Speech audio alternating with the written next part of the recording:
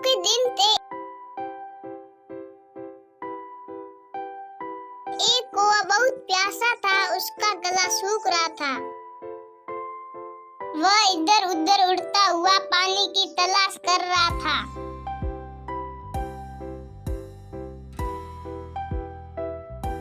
पर उसे कहीं भी पानी नहीं दिखाई दिया, सभी जलाशय सूख गए थे।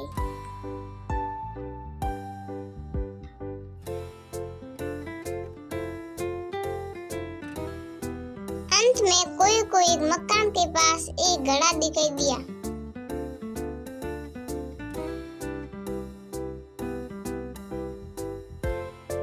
वह घड़ी के पास गया। उसने उसमें जाकर देखा तो घड़े में थोड़ा सा पानी था, पर उसकी सांस पानी तक नहीं पहुंच सकती थी। अचानक उसे एक उपाय सूझा। वह जमीन से एक एक कंकड़ उठाकर घड़े में डालने लगा। धीरे धीरे घड़े का पानी ऊपर आने लगा। अब कोई की सांस पानी तक पहुंच सकती थी। कोई ने जी भरकर पानी पिया।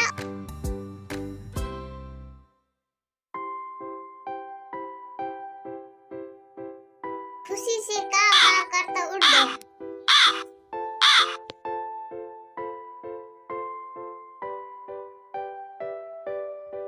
इस कहानी से ये शिक्षा मिलती है कि जहाँ सा वहाँ रहा।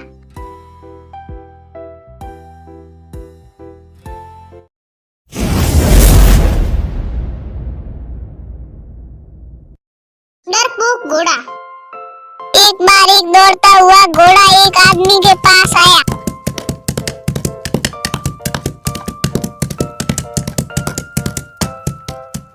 और कहने लगा, भाई मेरी मदद करो, जंगल में एक बाघ आ गया है, वह मुझे मार डालना चाहता। आदमी ने कहा, अरे मित्र चिंता मत करो, वह बाघ तुम्हारा कुछ नहीं बिगाड़ सकता, बाघ से मैं तुम्हारी रक्षा करूंगा। घोड़े ने कहा, मैं आपका बहुत आभारी रहूंगा। आदमी ने कहा, पर तुम्हें एक बात का ध्यान रखना पड़ेगा, मैं जैसा कहूँ तुम्हें वैसा ही करना होगा। घोड़े ने कहा, मुझे क्या करना होगा? आदमी ने कहा, तुम्हें अपनी पीठ पर काठी और मुंह में लगाम डालने की अनुमति देनी होगी। घोड़े ने कहा, तुम जो चाहो सो करो, पर कृपा करके मुझे उस बाघ से बचाओ। आदमी ने घोड़े की पीठ पर काठी कसी। उसने घोड़े के मुंह में लगाम लगाई। इसके बाद वह घोड़े पर सवार हुआ दौड़ते हुए अस्पताल में ले आया।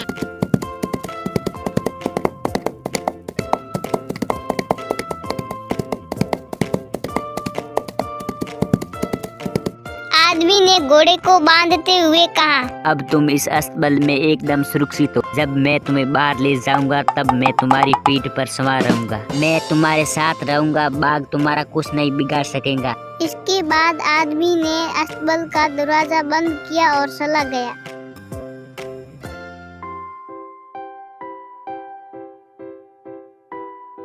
अब घोड़ा अस्तबल में कैद हो गया। उसने मन ही मन सोचा, मैं यहाँ सुरक्षित जरूर हूँ पर स्वतंत्र नहीं। मैंने सुरक्षा प्राप्त की पर अपनी आजादी गवा दी। ये तो बहुत बुरा सौदा हुआ, पर अब मैं मजबूर हूँ। इस कहानी से ये शिक्षा मिलती है कि स्वतंत्रता की कीमत पर सुरक्षा किस काम की।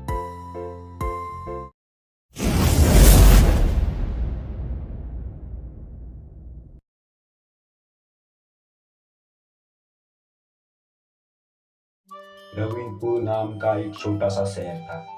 उसी शहर में कमला नाम की फल बेचने वाली रहती थी। कमला बहुत सुंदर एवं चंचल स्वभाव की लड़की थी, इसलिए हर कोई कमला से फल खरीदना पसंद करता था। एक बार की बात है, कमला रोज की तरह फल बेचने के लिए गांव में जाती और जोर जोर से आवाज लगाती, लोरी ले लो, फल ले लो, सुंदर सुंदर ताजे ताजे कमला के फल सबसे न्यारे, ले लोरी ले लो, फल ले लो। तभी कमला की आवाज सुनकर शीला बहन आती है और कमला से बोलती है, कमला, क्या बात है, आज बंगलों में नजर आई है, जरा दिखाओ आज इस बार कौन कौन से फल लाई है। अरे शीला बहन, आपके लिए तो सभी प्रकार के फल है, ये देखो आम, सेब, अंगूर, केला, सभी प्रकार के फल है, इसमें आप कौन से फल लेंगे? मेरे तो 1 किलो आम कर दे और इस बैग में डाल दे। ये पकड़ तुम्हारे पैसे। फिर कमला शीला को 1 किलो आम दे देती है और अपना ठेला चलाकर आगे चल देती है। लोगों को फल बेचती है। ऐसे ही कुछ समय बीत जाता है। अब कमला के पास काफी पैसे हो जाते हैं और कमला उस पैसों से गांव में एक फल की बड़ी दुकान खोल देती है। तो दुकान पर आते और कमला से फल लेकर जाते। ऐसे रोज रोज चलता है। फिर एक दिन की बात है, कमला रोज की तरह गांव के लोगों को फल बेचती है, लेकिन भीड़ ज्यादा होने के कारण कमला लोगों को फल बेचती है। काफी रात हो जाती है। कमला अपनी दुकान बंद कर अपने बैग में कुछ फल और पैसे रख लेती है और घर के लिए रवाना हो जाती है। कमला अपना घर जाने के लिए जंगल के रास्ते से होकर जाती है, लेकिन उसकी कमला की आखिरी रात थी। चारों तरफ जोर जोर से आंधी चल रही थी। बादलों ने शान को अपने आलोच में दे रखा था। तभी जंगल के कुत्तों की भौंकने की आवाज आती है। अचानक जंगली भेड़ियों की रोने की आवाज आती है, जिसे सुनकर कमला डर जाती है। तभी अचानक से वहां पर रुद्र और श्याम नाम के 2 गुंडे आ जाते हैं। अपने हाथ में चाकू लिए आते हैं और कमला से बोलते हैं, ए लड़की, तुम्हारे इस बैग में क्या है? कुछ नहीं है इस बैग में, थोड़े फल है। ए लड़की, मुझे ये बैग दे दे वरना मार डालूंगा। नहीं, मैं इस बैग को नहीं लूंगी। तभी रुद्र को गुस्सा आ जाता है और कमला से बैग छीनकर श्याम को पकड़ा देता है और कमला को वहीं पर मार देता है। फिर वे दोनों बैग लेकर अपने घर आ जाते हैं और आपस में बातचीत करते हैं। वहां पर कमला एक भयानक सुरेश बन जाती है और जोर जोर से हंसने लगती है।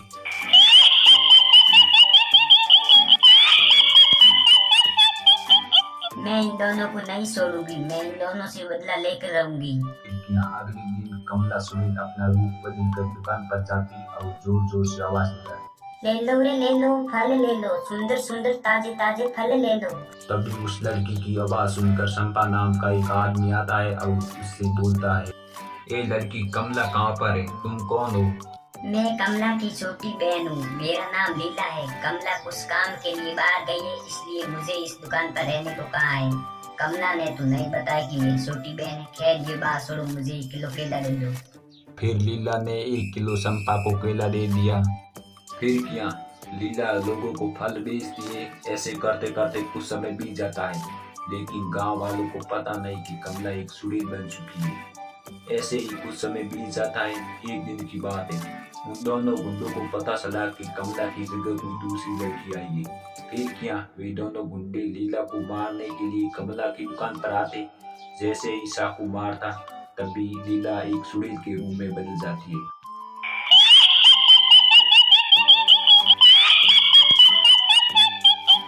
सुरेश का भयानक रूप देखकर रुद्र और श्याम डर जाते हैं और सुरेश से बोलते हैं, मैंने आपका क्या बिगाड़ा है? मुझे क्यों मारना चाहती हो? क्या बिगड़ा है? मैं तुम्हारी वजह से एक सुरेश बन गई हूँ। तुम दोनों ने मुझे जंगल में मारा था, इसलिए मैं अभी तुम दोनों को नहीं छोड़ूंगी। मैं तुम्हें दोनों को मार डालूंगी।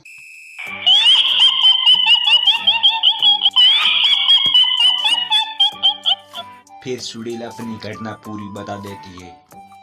माफ कर दो सुनील जी, आज से मैं किसी को नहीं मारूंगा।